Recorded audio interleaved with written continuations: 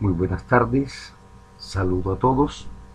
En esta parte haremos una aproximación epistemológica de la filosofía de la tecnología, lo que quiere decir que vamos a analizar los pensamientos de los filósofos de la escuela clásica y su visión sobre el concepto de técnica y de filosofía o epistemología a través del tiempo. Primeramente observamos que hay una disyuntiva total, una dicotomía en la cual se concibe que la técnica es totalmente alejada de la filosofía. Antes de esto, se consideraba que la técnica y la tecnología en materia de filosofía eran ignorancia.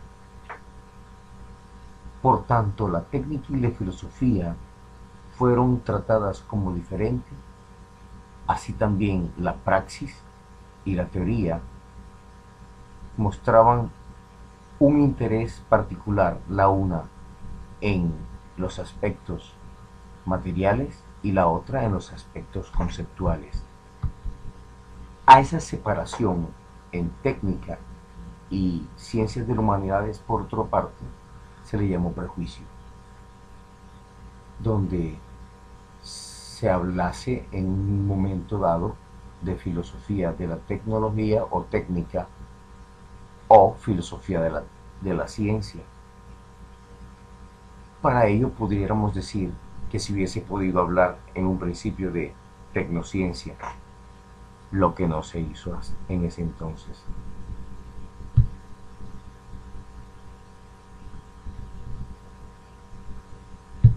En la antigüedad se dio siempre prevalencia o mayor importancia a los oficios del pensamiento que a los oficios manuales o artesanales, llevando consigo que la filosofía tradicional tuviera un trato un poco despectivo o subvalorativo hacia la técnica, a la cual, según la interpretación filosófica, se le llamó conocimiento operativo, mientras que a la teoría se le llamó conocimiento predicativo.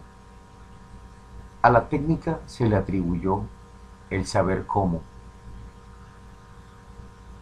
y a la teoría se le atribuyó el saber qué. Esa técnica, a su vez, fue desarrollada por los artesanos, lo cual llevaba a decir que se podría ejercer de modo empírico, mientras que los productos de las teorías, al ser conceptuales, eran de orden científico. A esto, fusionado, se le llamó conocimiento teórico, que como concepto tenía la descripción de ser la forma superior del conocimiento centrada en explicar teóricamente o deducir a partir de primeros principios como la física, la aritmética. Esta fusión dio entonces al cuestionamiento de saber por qué, fusionando los propósitos de los conceptos anteriores.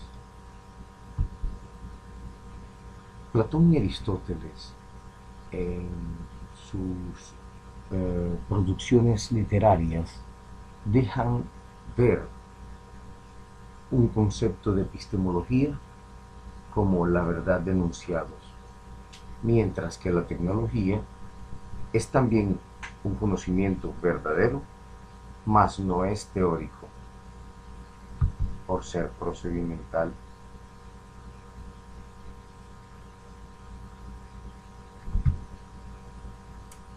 Este prejuicio dividió las disciplinas, alejándolas. Propuso que la epísteme, ciencia sería encargada de estudiar la aritmética, el diseño, lo teórico, el conocimiento, mientras que la técnica solamente se dedicaría a la producción, a la escultura, a lo artesanal y por tanto carente de conocimiento. A eso se le llamó prejuicio epistemológico o teoricista. Aristóteles también propone un segundo prejuicio epistemológico filosófico, en el que dice que la técnica es la capacidad de producir objetos materiales conformes con un logos verdadero. Otra vez deja ver el favoritismo que tiene hacia la epísteme filosófica de concebir a la técnica como un hecho subordinado al conocimiento teórico. Entonces, el concepto de epísteme está en un orden superior al de técnica, lo cual nos dice que en esos momentos de la historia era más importante saber de teoría discursiva que de construcción. Prevalecía saber más de filosofía que de manufactura, o de política que de reproducción, o de disfrute que de fundición. Estos prejuicios nos hacen reflexionar hoy en día, muchos siglos después, pero retomando cómo pudo ser en un principio si se hubiese fusionado los conceptos, tal vez no se hubiese profundizado tanto en cada una de ellas. El debate estaría abierto. Platón propone que la técnica que se dedica a la producción material está también alejada del conocimiento político, lo cual es la materia que se refiere a lo humano. A esto le podríamos llamar los prejuicios humanistas. Vale la pena traer a colación a Plutarco, un pensador de la escuela clásica, quien consideraba una interpretación de técnica y de ciencia. Él, en uno de sus escritos, cita las dificultades de Marcelo en Siracusa, quien estaba siendo invadido, y Arquímedes le brindó su ayuda. Arquímedes no era considerado un pensador, sino un artesano, quien a través del experimento, utilizando las leyes básicas, construyó sistemas y dispositivos con poleas, contrapesos, con líquido, haciendo una modificación de la forma como era vista la técnica en el momento, dado que comenzó a generar teoremas a partir de la experimentación. Entonces Arquímedes es quien propone la técnica artesanal, que es la tecnología ingenieril relacionada a la mecánica teórica. Entonces estas invenciones de Arquímedes que propone Plutarco en sus escritos tienen influencia en la política. Un ejemplo de ello fue Alejandro Magno, quien invirtió enormes sumas de dinero en invenciones de guerra. El concepto de lo mecánico entonces se volvió sinónimo de ganancia en la guerra. Plutarco exalta cualidades de Arquímedes, entre esas la capacidad de convicción que tenía Arquímedes al presentar sus teoremas. En una carta a Hierón le escribe: con una fuerza dada se puede mover cualquier peso. Y entonces Hierón le cita para que le compruebe, y Arquímedes propone la demostración como uno de los pasos que tendrían mucha importancia en esa época, poder demostrar lo que se proponía. Entonces Arquímedes le dice a Hierón que llene un barco con todas las provisiones necesarias y con todas las personas de la tripulación y pasajeros, que él lo podrá mover con una sola mano. Y Hierón acepta. Arquímedes, después de haber situado el barco en una plataforma, acciona una palanca, la cual activa un sistema de poleas, y este barco se ve desplazado hacia Hierón, como si no tuviera peso alguno, con la facilidad, como si estuviese flotando en el aire. Hierón, atónito al ver este acontecimiento, esta demostración, invierte también en la guerra. Le hace encargos de armas para poder hacer sus ataques, el asedio y la expansión. Vemos entonces que la tecnociencia tiene alcances de importancia social y política. Plutarco denota bastante inconformismo con la opinión vil de técnica que propuso Platón, en vez de nombrarla sublime y excelente, como puede llegar a ser en ese momento. Arquímedes, pasado el tiempo, debido a la grandeza, a la fama y el renombre, pierde su estabilidad y, siempre haciéndose un llamado a buscar la belleza y la excelencia, pierde un sentido de lo necesario y práctico, que era uno de los principios de utilidad de la tecnología, y comienza a desgastarse en invenciones innecesarias, buscando siempre el poder insuperable. Platón queda entonces ridiculizado al haber subestimado el valor y el poder de la técnica desde sus prejuicios. Plutarco culpa a Platón de desestimar la mecánica y a la técnica. Un ejemplo de ello es el trato que le dio a Eudoxo y Arquitas, quienes creativamente adornaron la geometría. Utilizaron la intuición para resolver problemas geométricos no teóricos con mesolabios.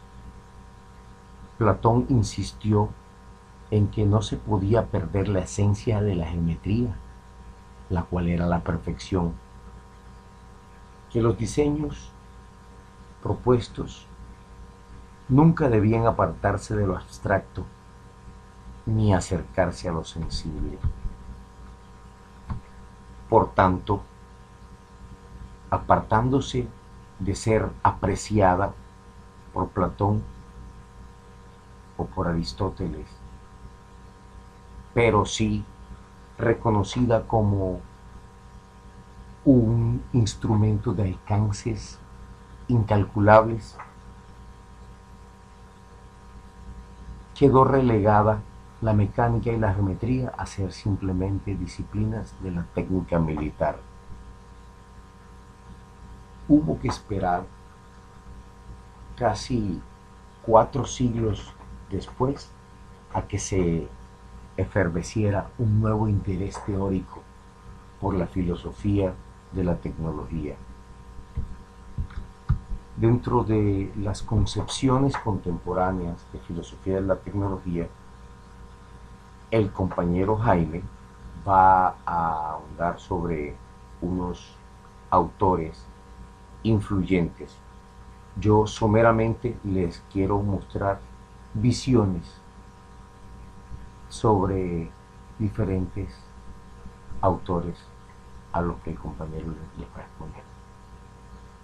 Tenemos acá quien es llamado tal vez uno de los personajes que inician con esta inquietud. Dice que la técnica es una extensión de los órganos corporales del ser humano que permiten ampliar la evolución mediante la adición de nuevos instrumentos de acción. Butler, por su parte, dice que no es fácil establecer una clara separación entre seres vivos y máquinas, las cuales, como nosotros, evolucionan según las leyes darwinianas al ser consecuencias de nuestras acciones. También dice que hay una relación entre mecanismos y seres vivientes. Las máquinas, como seres vivos incipientes, están sujetas, como nosotros, a las leyes de evolución y que algún día alcanzarán y desplazarán a los seres humanos. Ortega dice que las obras que ha consultado hasta el momento son indignas, dada la complejidad de este tema.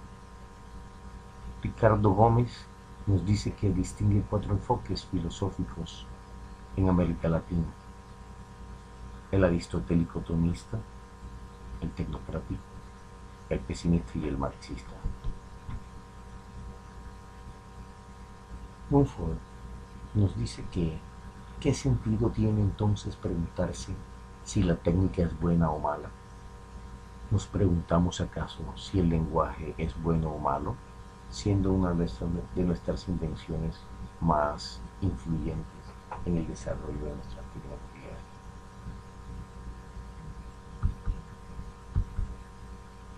Vemos que Bunge nos propone que se debe sistematizar la disciplina antes de proceder a decir algo importante acerca de ella. Hace una división entre teorías científicas y teorías tecnológicas, y entre teorías sustantivas y teorías operativas. Se define desde Miguel Ángel Quintanilla como un sistema teórico, realización teórica, modificación de una técnica, ejecución de una técnica, técnica disponible, uso de una técnica y opción tecnológica. Con ello quiero esbozar la posición crítica que han tomado los pensadores desde una concepción rígida que teníamos en la escuela clásica hasta venir modificando el concepto de filosofía de la tecnología a una evolución constante que no tiene un marco definido, dado a que es holístico el proceso de desarrollo de las tecnologías y nos debatimos entre la necesidad de ella o no. Muchas gracias por su atención. A continuación, mi compañero Jaime. Con permiso.